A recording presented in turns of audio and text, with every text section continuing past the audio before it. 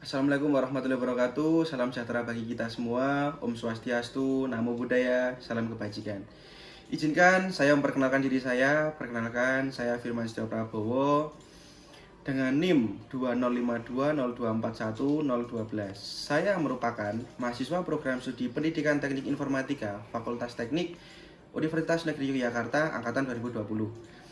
Dengan dosen pembimbing yang saya hormati, Bapak Dr. Sigit Pambudi, Sarjana Pendidikan Magister Engineering.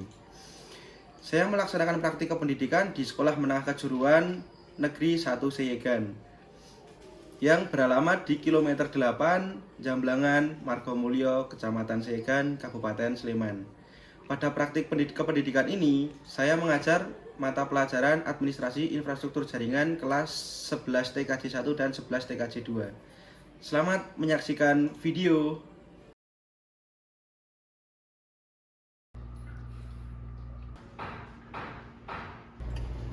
Assalamualaikum warahmatullahi wabarakatuh. Waalaikumsalam warahmatullahi wabarakatuh. Apa kabar teman-teman? Alhamdulillah. Ini kita akan mempelajari materi lagi ya. Tapi sebelum itu kita mulai dulu dengan berdoa. Mohon dibantu ketua kelasnya siapa? Berdoa ya. Baiklah teman-teman, kita mengawali pembelajaran pada hari ini. Kita buka terlebih dahulu berdoa. Mulai.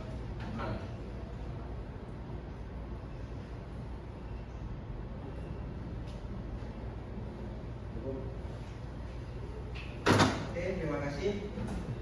Sebelum masuk kita presensi dulu ya. Ada yang nggak berangkat? Ada berapa orang? Dua. Oke. Saya absen aja.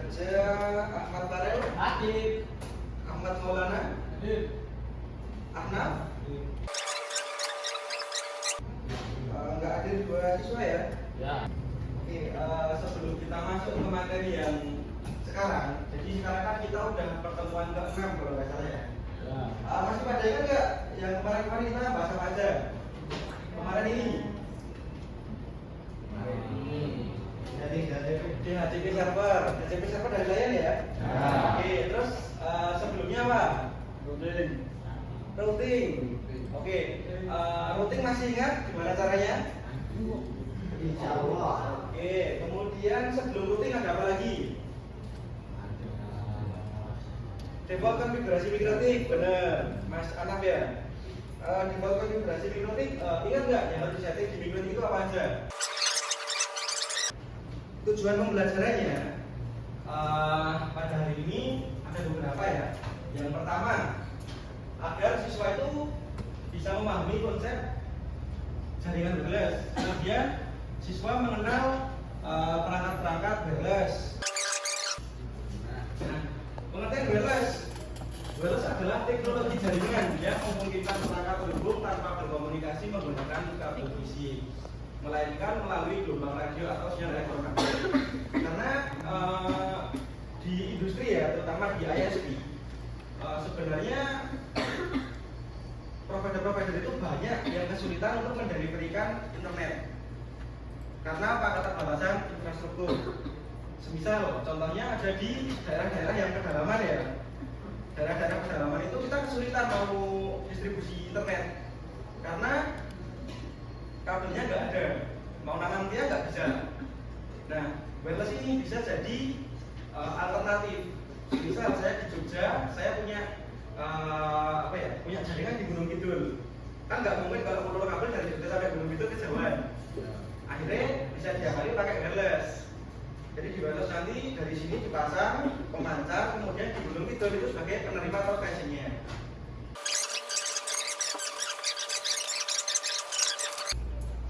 Nah, terus di sini juga ada standar protokol wirelessnya ya.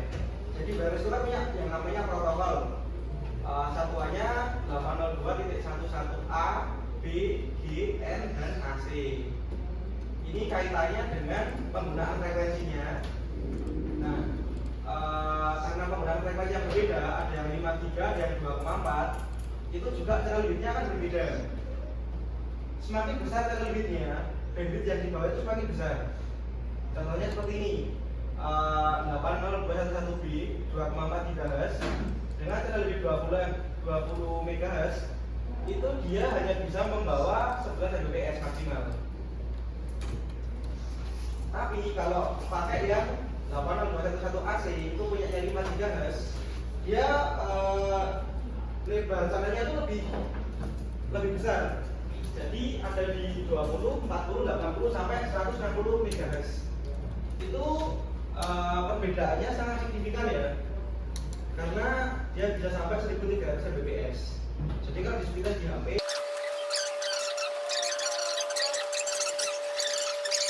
mikrotiknya sih masih di meja sebuah banyak ya? Masih. Itu kalian misalkan kalau buka Wigo, nah terus tak teman-teman itu nyoba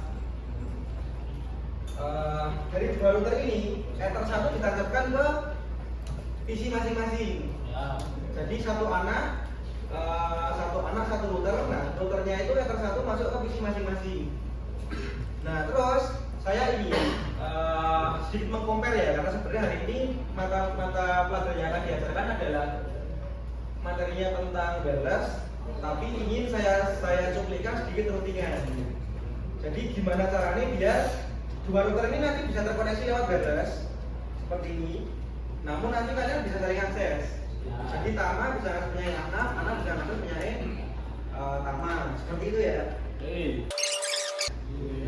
Nah, kira-kira ada yang masih bingung nggak dengan cara config-nya? Tidak ya, karena tadi sudah diberikan sedikit pengantar juga. Dan itu untuk lembar kerja sudah tak berikan catatan. Nanti misal teman-teman ada kebingungan atau apa, silahkan cek di catatannya aja ya. Oke. Topologinya seperti itu ya.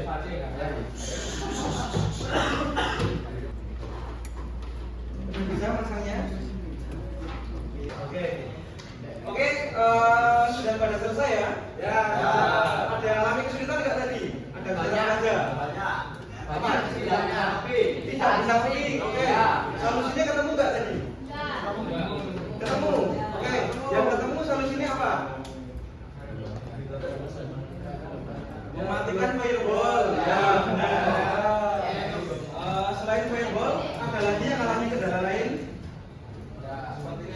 Tidak ya, berarti pada hari ini kendalanya terutama di firewall.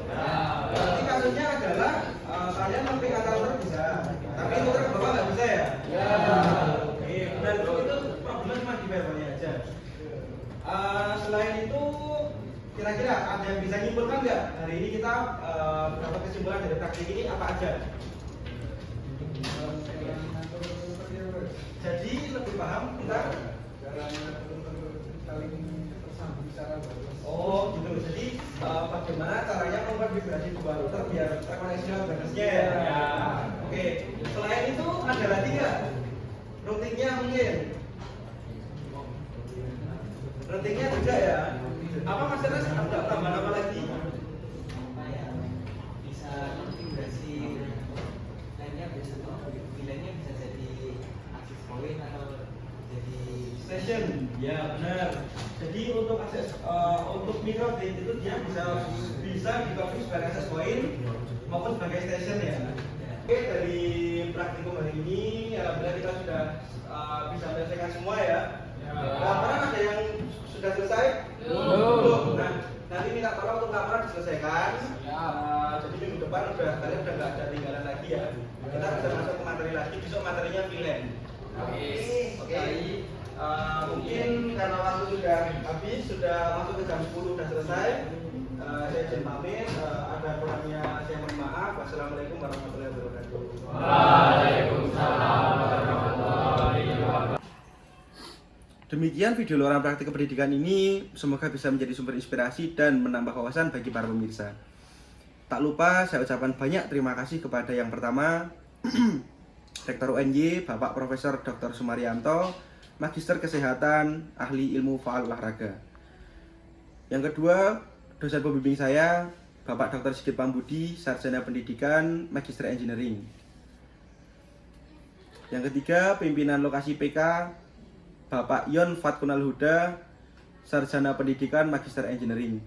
Yang keempat, pembimbing di lokasi PK Bapak Wirawan Yogiatno, Sarjana Pendidikan, Magister Engineering, serta seluruh pihak yang telah membantu semua kegiatan praktik pendidikan ini. Terima kasih untuk para pemirsa.